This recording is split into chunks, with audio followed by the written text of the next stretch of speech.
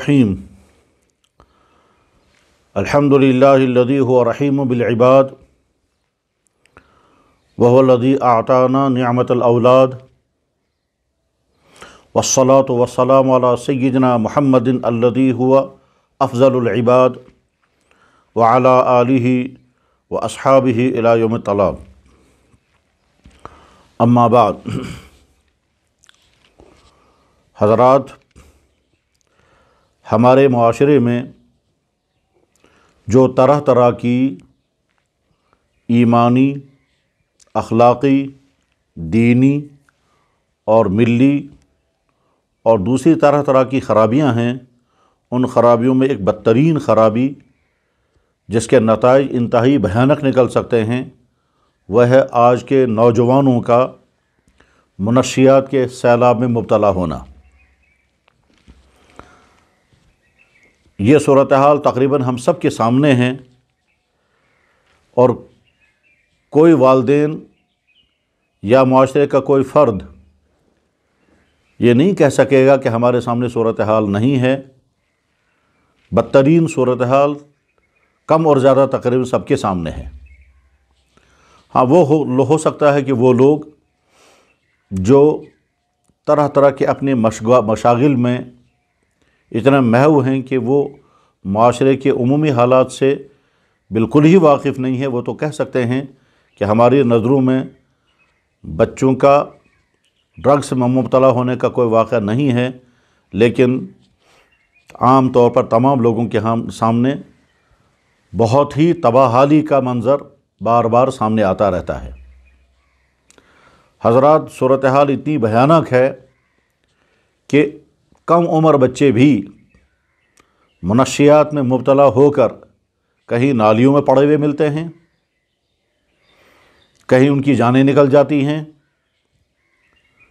کہیں وہ اپنے گھروں کا سارا سامان بیچ کر کے اپنی منشیات کی ضرورتیں پوری کرتے ہیں، کتنوں نے اپنے جسم کے اکثر حصے کو زخمی کر رکھا ہے انجیکشن کر کے، کتنے ہی طرح طرح کی جرائم میں مبتلا ہو کر چوریاں کر کے، راستوں میں چیزیں اٹھا کر کے، دکانوں کی شٹر توڑ کر کے، اور اس کا پھر اپنی منشیات کی ضرورتیں پوری کر رہے ہیں۔ واقعات یہاں تک پائے گئے کہ بھائی نے اپنی بہن کے زیورات چرائے جو اس کے والدین نے اپنی بہن کے لیے مہیا کیے تھے، اور اپنی ڈرگز کی ضرورت پوری کی۔ واقعات پائے گئے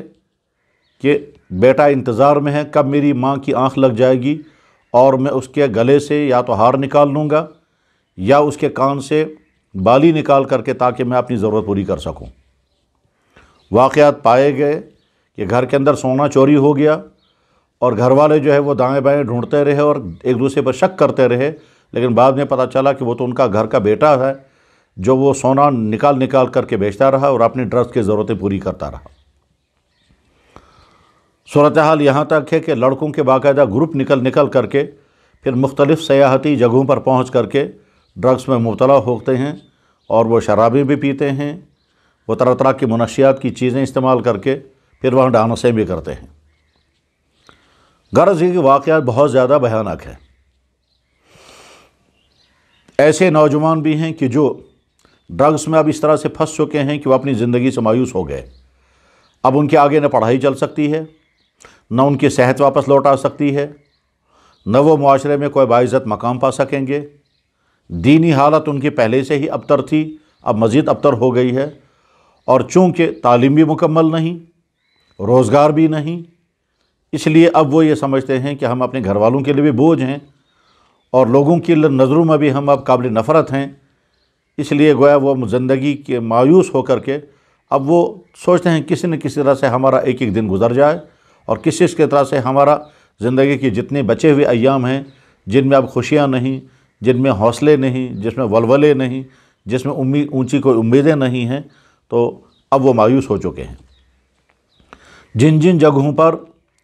ڈرگز کو کنٹرول کرنے کے لیے لڑکوں کو جمع کیا جاتا ہے، ان جگہوں پر جا کر اگر دیکھا جائے تو انسان اتنا غمزدہ ہوتا ہے، کیسے اچھے گھروں کے بچے کیسی تباہی کا شکار ہیں، یہاں تک کہ بعض جگہ لڑکوں کو رسیوں سے باندھ کر رکھنا پڑتا ہے، ورنہ وہ کھڑکیاں توڑ کر نکل سکتے ہیں، ورنہ ایسا ہو سکتا ہے کہ وہ वहाँ दरवाजे तोड़ करके और लोगों को चकमा दे करके फ़रार हो जाते हैं। मेरे भाइयों, सूरत हाल बहुत ज़्यादा ख़तरनाक है। हमारे माशरे में कुछ लोग इस बारे में जो दर्दमंद हजरात हैं, वो जब इसके लिए डाटा जमा करते हैं और हालात मालूम करते हैं और सामने लाते हैं, तो डर लगता है कि कहीं इस कौम का मुस्तकबिल ख़त्म ही न हो जाए।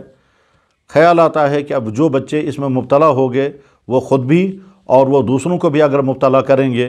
तो उसके नतीजे में यहाँ की अगली नस्ल वो जुआरियों की जैसी होगी, शराबियों की होगी, नालियों में पड़े हुए इंसानों की होगी, रातों को सड़कों के किनारों पर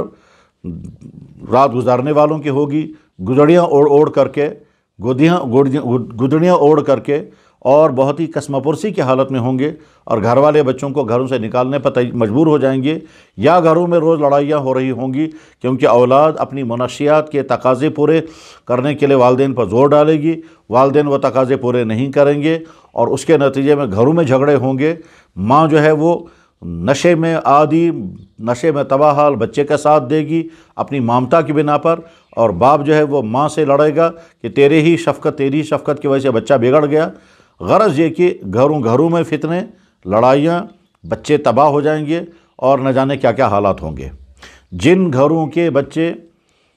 इस लत में मुब्तला हो गए हैं, वो अपने घर वालों के लिए किसी बोझ बने हुए हैं, उसका अंदाज़ा उस वक्त होगा जब उस घर में जा कर के देखा जाए। मुझे याद है जब मेरे सामने एक वालिद ने अपने ऐसे बच्चे को जो 8-10 साल से इसी लत में मुब्तला था, अब उसकी सेहत ख़त्म हो चुकी है और वो वापस आने की उम्मीद में नहीं है और हालात भी इसके वापस आने के नहीं हैं, वो ड्रग्स का इतना आदी हो चुका है कि अब उसे छोड़ने की उम्मीदें नहीं हैं। तो मेरे सामने वालिद ने अपने बेटे से कहा, कब खुदा तुझे मौत दे, कब दुनिया से तू दफ़ा हो जाए और मेरे सर से ये बोझ उतर जाए। उस वालिद से मैंने अर्ज़ किया कि इस तरह की बद्दुआ नहीं देनी चाहिए। तो जवाब में उसने बड़ी दर्दनाक दास्तान सुनाई। कहने लगे, मैं एक बहुत मामूली ज़रिए माश से पैसा कमाने वाला आदमी हूँ, मेरे पास कोई ऊँचा ज़रिया नहीं, ऑटो चलाकर मज़दूरी करके मैं अपने घर चलाता हूँ। इस बच्चे की माँ जो है वो इसी गम में दुनिया से चली गई और वो भी बीमार होकर चली गई। इसके इलाज मुआवजे के लिए भी पैसे नहीं, क्योंकि मैं जो पैसे कमाता था वो ये घर से चुरा करके अपनी ड्रग्स की ज़रूरतें पूरी करता था। इसकी माँ चली गई है। अब मैं ख़ुद ऑटो चलाने वाला हूँ। मेरी हालत ये है कि मैं हार्ट का पेशेंट बन गया हूँ। अब स्टंट डालने के लिए मैंने थोड़े से पैसे जमा किए थे, अब मैं ये देखता हूँ तो यहाँ वो पैसे गायब हो चुके हैं, क्योंकि यही बच्चा उठा के वो ले गया है। मैं उसको समझा भी चुका, मैं उसको मारता भी रहा, मगर ये बच्चा सुधरा नहीं। अब आखिरी ज़रिया यही है, अल्लाह इसको मौत ही दे दे। और वो बच्चा सामने पड़ा हुआ था। गरज ये कि बहुत ही दर्दनाक हालात सामने आएंगे। इसलिए इख्तिसार के साथ दरख्वास्त है कि वालिदैन इस गफलत को छोड़ दें। इसमें पहली ज़िम्मेदारी वालिदैन की है, वो परवाह नहीं कर रहे हैं और अपने बच्चों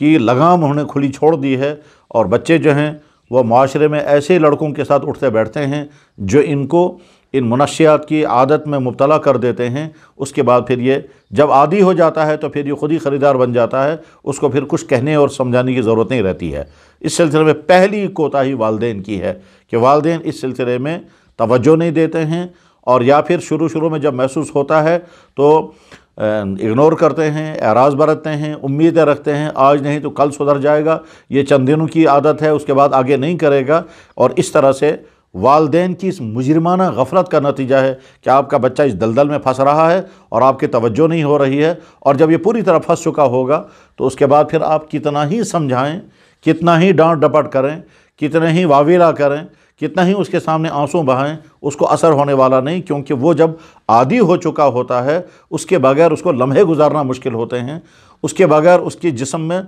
वो चींटियाँ चलती हैं और चिंगारियाँ निकलती हैं, और जब तक वो अपनी ज़रूरत पूरी नहीं करेगा तब तक उसको करार और चैन नहीं आ सकता है। उसके लिए चाहे घर के बर्तन उठा के बेचने पड़ें, चाहे नालियों के गटर उठा करके उसको बेचने पड़ें, चाहे चोरियाँ करनी पड़ें, चाहे कुछ भी करना पड़े, वो घर की कीमती चीज़ें मामूली दामों में बेच करके अपनी ज़रूरत पूरी करेगा। ख़ुद मुझे याद है जब एक गाँव के एक लड़के ने ये कहा कि इस वक्त मुझे जिस चीज़ की ज़रूरत है, अगर मुझे उस ज़रूरत को पूरा करने के लिए कोई 500 रुपये भी देगा और फिर मुझे कहेगा अपने मज़हब बदल दो, तो मैं उसके लिए भी तैयार हूँ, क्योंकि मेरी ज़रूरत पूरी नहीं हो रही है। اس سلسلے میں والدین کی پہلی والدین سے بڑی دردماندہ اپیل ہے، اپنے بچوں کی فکر کریں۔ ایسا نہ ہو کہ آپ کا لڑکا، آپ کی بیٹی منشیات کے لت کا شکار ہو چکا ہو اور یہ آپ کے لیے وبال جان بنے گا، اور ایسا وبال جان بنے گا کہ آپ کی اگلی ساری زندگی جو ہے وہ تلخیوں کی اور غموں کی شکار ہو جائے گی۔ بار بار بچوں پر خاموش نظر رکھیں، اور اگر خدا نہ خواستہ وہ کچھ مشکوک حرکتیں کر رہا ہے تو اسی وقت سے اس کی تربیت اور اس کو بچانے کی فکر کریں۔ اگر والدین یہ نہیں کریں گے، بچوں کو پیسہ مہیا کریں گے، یہ بچے گھومنے کے لیے نکلتے ہیں، کبھی کسی جگہ پر گروپ بنا کر کے، اور اسی میں اس کے مبتلا ہو جاتے ہیں۔ تو پہلی ذمہ داری والدین کی ہے۔ بار بار عرض کیا جا رہا ہے، والدین اس سلسلے میں غفلت مت برتیں۔ ایسا نہ ہو آپ کا بچہ آپ کے لیے وبال بیان بن جائے، ایسا نہ ہو کل کو آپ اپنے بچوں کے لیے بد دعائیں دینے والے تو بنے لیکن سدھار نہیں ہو سکے گا، اور ایسا نہ ہو آپ کا بچہ آپ کے گھر کے ایک ایک چیز اٹھا کے بیچے گا، اور ایسا نہ ہو کہ آپ کا بچہ آپ کی ایسی بدنامی کا ذریعہ بنے گا کہ آپ گھر سے باہر نکلنے کے قابل نہیں ہوں گے، کیونکہ وہ منشیات کا عادی ہو کر کسی دن کسی نالی میں پڑا ہوا ملے گا، کسی دن کسی ہوٹل کے گیٹ کے نیچے ہوگا، کسی دن کہیں آوارگی میں ہوگا، کسی دن کہیں چوری کا شکار ہوگا۔ تو یہ منشیات کی وبا وہ ہے، اس سے تعلیم بھی ختم، صحت بھی ختم، کردار بھی ختم، اس کا فیوچر ہر اعتبار سے ختم ہو جاتا ہے۔ دین تو ختم ہوتا ہی ہے، اس لیے کہ یہ حرام چیز ہے۔ اللہ کے نبی علیہ السلام نے شراب کی بنیاد پر 10 آدمیوں پر لعنت فرمائی ہیں، اور یہ منشیات کی تمام قسمیں اسی میں ہیں۔ یہ لانے والے، یہ بیچنے والے، یہ پھیلانے والے، چاہے وہ افراد ہوں، چاہے وہ گروپ ہوں، چاہے کوئی فورم ہو یا جو بھی ہوں، بہرحال وہ جو بھی اس کو ان تمام پر اللہ کے نبی نے لعنتیں اسی وجہ سے کی ہیں، کیونکہ آپ علیہ السلام نے ارشاد فرمایا الخمر جماع الاسم، شراب جو ہے وہ بے شمار گناہوں کی جڑ ہے۔ آپ نے ارشاد فرمایا کہ جب کوئی انسان یہ چیز استعمال کرتا ہے تو اس وقت وہ مومن رہتا ہی نہیں ہے، اور اس کے صحت پر کتنے نقصانات ہیں اور اخلاق پر کتنے نقصانات ہیں اس کو بیان کرنے کی ضرورت ہی نہیں ہے، اس لیے کہ اس سلسلے میں اتنا کہا جا چکا، اتنی یہ بات پھیلائی جا چکی، کتنے بار لوگوں کے آرٹیکل آئے ہیں، کتابیں لکھی گئی ہیں، سیمینار ہوتے ہیں، سمپوزیم ہوتے ہیں، اور اداروں کے اندر پروگرام ہوتے ہیں۔ اس کے باوجود اگر بیداری نہیں آ رہی ہے، اس کے باوجود اگر والدین کے کانوں پر جون ہیں اور وہ فکر مند نہیں ہیں، تو سمجھ لیں کہ آپ جس اولاد کو بڑی شفقتوں کے ساتھ پال رہے ہیں، آپ کو اپنی اولادوں کے ساتھ جو بڑی امیدیں وابستہ ہیں، یہی اولاد آپ کے لیے وبال جان بنے گی، اور ایسا وبال جان بنے گی کہ اس وبال سے چھٹکارا بھی مشکل ہوگا اور اس وبال کا سدھارنا بھی مشکل ہوگا۔ والدین کی خدمت پر دردانہ اپیل ہے۔ نوجوان لڑکوں اور لڑکیوں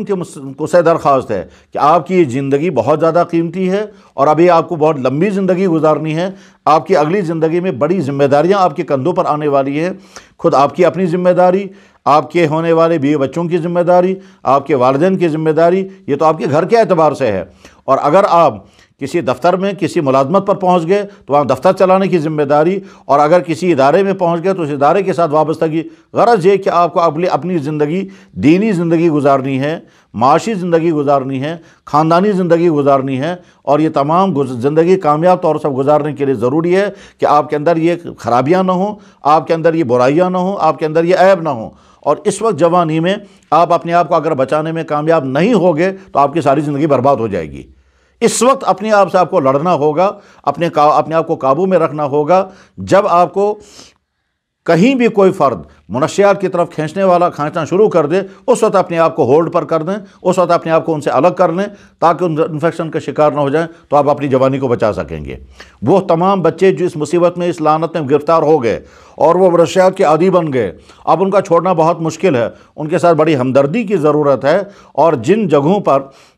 جن سنٹروں پر ان بچوں کو لایا جاتا ہے، وہاں ان کے ساتھ شفقتیں کی جائیں اور وہ خود بھی ارادہ کریں، تو شاید اس مصیبت سے بچ سکیں گے۔ اور اگر وہ بچنے میں کامیاب نہیں ہو رہے ہیں تو پھر وہ پورے معاشرے کے لیے بھی بوجھ ہوں گے، اپنے گھر والوں کے لیے بھی بوجھ بنیں گے۔ تو نوجوان لڑکے اور لڑکیاں جو اس طرف جا رہے ہیں، ان سے دردمندانہ اپیل ہے کہ اپنے آپ کو زہر مت کھلائیں اور اپنے پاؤں پر کلہاڑی مت مانیں۔ اس وقت وقتی طور پر آپ کو تھوڑا سا ریلیف ملے گا، ذہنی سکون ملے گا، اور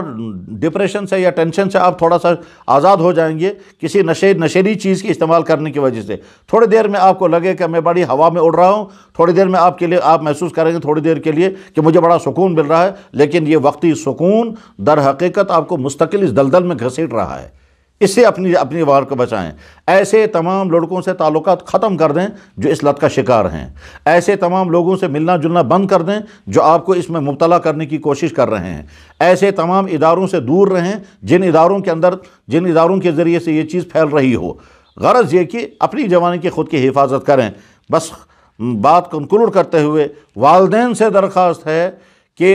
یہ غفلت چھوڑ دیں، یہ آنکھ بند کر کے رکھنا کا رویہ بدل دیں اور اپنی بچوں پر کڑی نگرانی رکھیں، ان کے خرچے کم کر دیں، جو پیسہ ان کو دیا جا رہا ہے وہ کس کس چیز پر خرچ کر رہے ہیں اس پر نظر رکھیں، ان بچوں کی وقتی ضد پر اور ان کے وقتی شوق پر ہاتھ کھلا چھوڑ کر کے ان کو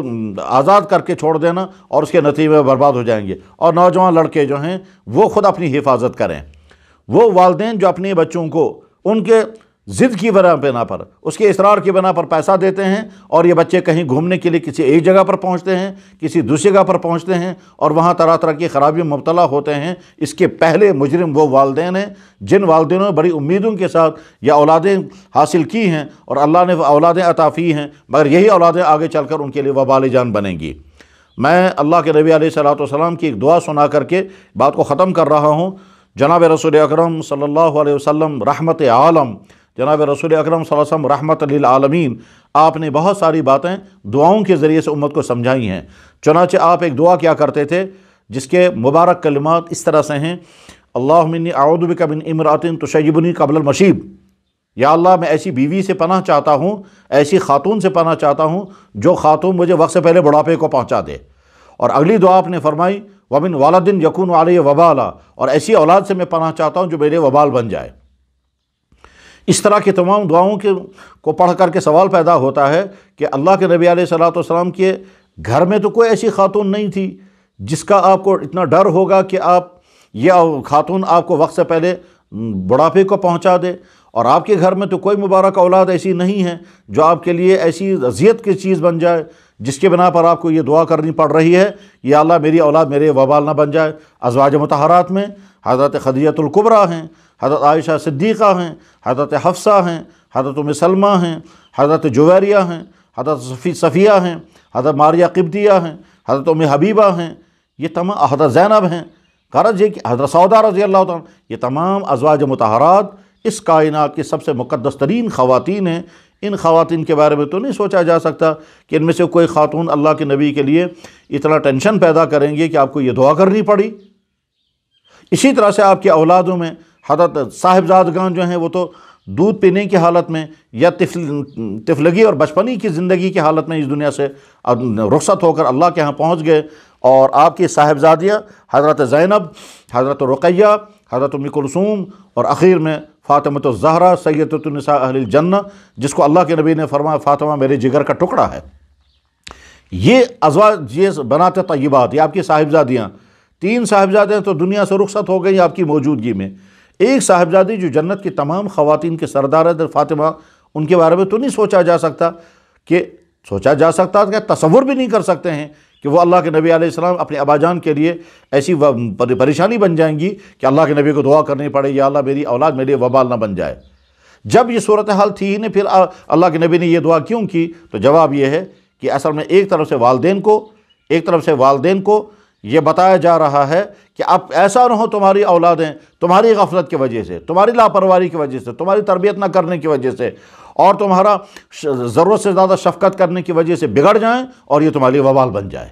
تو یہ اصل میں انڈائریکٹلی بالواسطہ والدین کو چوکنا کیا گیا کہ تم غفلت مت برتنا ورنہ تمہاری اولادیں تمہاری وبال بن جائیں گی، اور اولادوں کو متنبہ کیا جا رہا ہے کہ تمہاری زندگی ایسی نہ بنے کہ جو والدین تم کو اپنی شفقتوں سے پال رہے ہیں اور جو تم اپنے والدینوں کے لیے مستقبل میں سہارا بننے والے ہو، ایسا نہ ہو مستقبل کا سہارا بننے کے بجائے، ایسا نہ ہو کہ اپنے دین کے سپاہی بننے کے بجائے تم مستقبل میں اپنے والدین کے لیے وبال جان بن جاؤ، اور تمہارے والدین مجبور ہو کر یہ دعا کرنے لگے یا اللہ اولاد کے وبال سے ہمیں بچا اور اولاد کے عذاب سے ہمیں بچا۔ بہرحال والدین کے کندھوں پر بڑی ذمہ داری ہے کہ آج کے اس ڈرگز کے پھیلاؤ کے ماحول میں اپنے بچوں کو بہت سختی کے ساتھ قابو کریں اور بہت اہتمام کے ساتھ قابو کریں، اور قابو کرنے میں یہ دیکھیں اگر بچہ بچا ہوا ہے تو شکر پڑھیں، آئندہ سخت نگرانی کریں، اور اگر بچہ مبتلا ہونا شروع ہو گیا ہے تو واپس لانے کی کوشش کریں، اور اگر بچہ مبتلا ہو چکا ہے تو کسی ماہر سے، جاننے والے سے، کسی عالم سے، کسی ڈاکٹر سے، اور جو اس فیلڈ میں کام کرنے والے ہیں ان سے مشورہ کریں کہ ہمارا بچہ اس میں مبتلا ہو گیا ہے، اب ہم اس کو کیسے واپس لا سکتے ہیں، اور اس وقت صرف شفقتیں زیادہ برتنی ہیں، سختیاں نہیں کرنی ہیں، کیونکہ سختی کرنے کا وقت نکل چکا ہے، اب تو اس کو شفقتیں کر کے محبتوں کے ساتھ اور اس مصیبت سے باہر نکالنا ہے۔ اور نوجوان لڑکے اور لڑکیاں اچھی طرح سے، ایسے تمام آپ کے فرینڈز، ایسے آپ کے تمام دوست، ایسے آپ کے تمام رشتہ دار لڑکے، اور ایسے تمام آپ کے دائیں بائیں کے لوگ، چاہے وہ کلاس فیلو ہوں، چاہے وہ آپ کے کلیگ ہوں جو آپ کو اس میں مبتلا کر رہے ہیں، ان سے دور رہیں، اور چاہے ان کے ساتھ تعلقات بالکل ختم کرنے پڑیں۔ اور اگر یہ دوستیاں چلتی رہیں تو یاد رکھیں یہ دوستیاں قیامت کے دن وبال ہوں گی۔ قرآن کریم میں اللہ تعالیٰ شانہ فرماتے ہیں کہ جس ایک نے دوسرے کو خراب کر دیا، غلط راستے پر ڈال دیا، یہ آدمی قیامت دن کہے گا اے میرے رب مجھے دکھا دیجئے، جس نے مجھے اس غلط راستے پر ڈال دیا، میں اپنے پاؤں سے اسے روندوں گا، مگر وہ ہونے والا نہیں ہے۔ وقال الذین کفروا وقال الذین ربنا ارنا الذین اضلانا، یا اللہ ہمیں دکھا دیجئے وہ کہاں ہیں، وہ جن تھا یا انسان تھا، اضلانا جن نے ہم کو گمراہ کر دیا، غلط راستے پر ڈال دیا، نجعلہما تحت اقدامنا، ہم اپنے پاؤں کے ذریعے سے ان کو روندیں گے۔ اور نوجوان لڑکے سمجھیں، اللہ تعالیٰ فرما رہے ہیں اے ظالمو، تم قیامت کے دن اپنی انگلیاں کاٹو گے اس افسوس کی بنا پر کہ میں نے فلاں کے ساتھ اٹھنا بیٹھنا جاری رکھا، میں فلاں کمپنی میں رہا، میں فلاں فرینڈ سرکل میں رہا، میں فلاں دوستوں کے ساتھ رہا، انہیں مجھے برباد کر دیا۔ یا ویلتی لیتنی لم اتخذ فلانا خلیلا، افسوس میں نے فلاں کو دوست نہ بنایا ہوتا، مجھے اس ایسے برباد نہ کیا ہوتا۔ ہم نے بھی دیکھا ایسے نوجوان لڑکوں کو کہ جو بہت اچھا، صحت مند، با کردار، اچھے شریف گھر کا، معزز گھر کا تھا، لیکن جب ایک ایسے لڑکوں کے ساتھ جو اسے ڈرگز کے عادی تھے اور آوارہ تھے ان کے ساتھ اٹھنا بیٹھنا شروع کیا، اور اس کے بعد پھر وہ اسی عادت کے شکار ہو گیا، پورے معاشرے میں ان کی عزت گر گئی، اب وہ گھر کے باہر نکلنے بھی قابل نہیں ہے، صحت بھی ختم،